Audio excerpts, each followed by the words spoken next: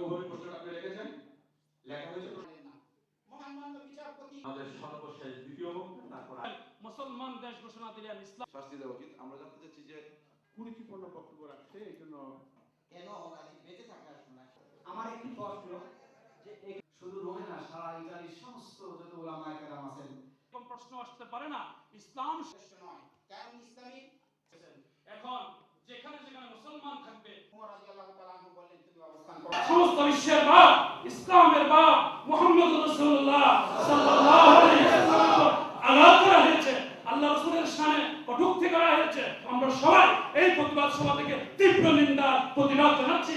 যারা বলছে, যারা কুরুচিপূর্ণ মন্তব্য করেছে, আল্লাহ পাক রব্বুল আলামিন আমাদের এই প্রতিবাদ সভা কবুল করে দুনিয়ার মধ্যে তাদের শাস্তি দেখে যাওয়ার জন্য আল্লাহ দরবারে ফরিয়াদ করি।